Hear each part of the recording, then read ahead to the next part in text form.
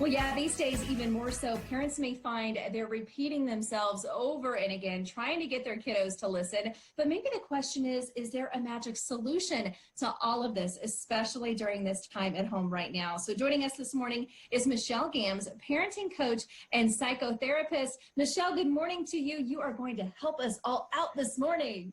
Yes, good morning.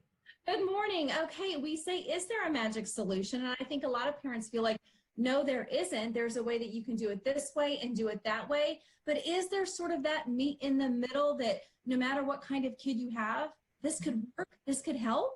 Yes, absolutely. Yes, and it's a simple 3 steps. That's all we need are 3 steps. Okay, taking notes. What's number 1, Michelle? Okay, first, before we start the 3 steps, I just want to say, if you can imagine that you are completely engrossed in a book, Amber, like, are you a reader? Do you like to read? Yes. Okay.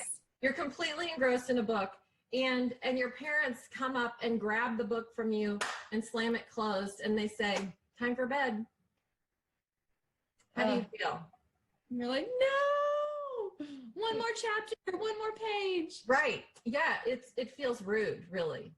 And we do this all the time to our kids, okay? So we have limits, and they're healthy and great to have, and it makes kids feel safe. We just need to add steps 1 and 3, and you're going to get a whole lot more cooperation to that limit. Okay, is that like saying 5 more minutes instead of like you're done? Like give them that time That's courtesy. That's absolute courtesy and respect. Transition time is respectful because nobody wants to be interrupted, including your children. So but that's not step 1. So okay, well, let's get to step 1. Yeah, we can talk all day, I feel like, about this. We can. Okay, so step 1 is empathize, make them feel heard and understood. Okay? The easiest way to do so is to parrot back what they are saying. If you can't think of anything else to say, just repeat what they said. So for instance, you don't want to go to bed. No, I don't want to go to bed. I'd rather stay up. Like you understand me, that you hear where I am. You really love playing with your blocks. You want to keep doing that. You don't want to go take a bath. Yeah. Just repeat what they said. It is far more important for us humans that we're understood than we get what we want. Same for your children. That's good. Okay. So what's just number 2? Repeat it. Step 2 is your limit. Whatever that is, it's time for bed. It's time to eat dinner. It's time to get dressed.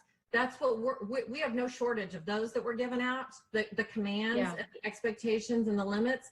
What we do though, Amber, often between 1 and 2 is we insert this word, one word that negates that understanding that you just did in 1. And that is the word but.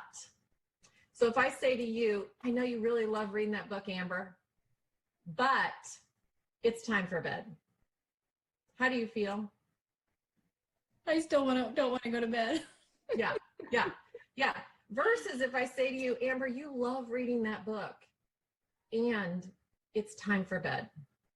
That was 1 and that was 2. And instead of but. And instead of but. Or it can be and or a period. Amber, you love reading that book. It's time for bed. Then the third step, the third step is what options or choice do they have? Because that meets their need of power. They have no power over this step. This step just kind of stinks. Like, I don't like this one. I don't like that I have to eat these vegetables. I don't like that I have to take a bath. I don't like that I have to go to bed. I don't like this part. I need to have some power over something. So you really don't want to go to bed. No, I don't. It's time for bed. It's 8 o'clock. Do you want to read this book or this book? Do you want to put these jammies on first, or do you want to brush your teeth first? Do you want mom to read to you or dad to read to you? Not all of those choices at the same time, just one set. Giving them options, choice and control. So they feel like they're making the decision. Yeah, they have power over something because it just kind of stinks that you're taking away my book right now. Well, that's I have power over something. And ideally it's about that situation. But if it's not that situation, it could be even, okay, do you want scrambled eggs for breakfast or pancakes? Like it could be just something. So many other. It's a shame that we even have to wrap this up because I feel like there's so many different ways that you could branch off of this.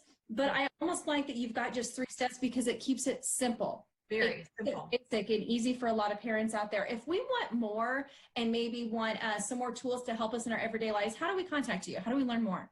Okay, my name, Michelle Gambs, 2 L's, Gambs, and I have like 30 some free YouTube videos on like simple things, 10 minutes. That's fantastic. And then I just launched an online course if you want to go dive deeper in all the tools, 4 weeks, and it's at my website, michellgambs.com. Michelle, thank you so much. I will try these and report back to you and let you know how they go. I appreciate your time.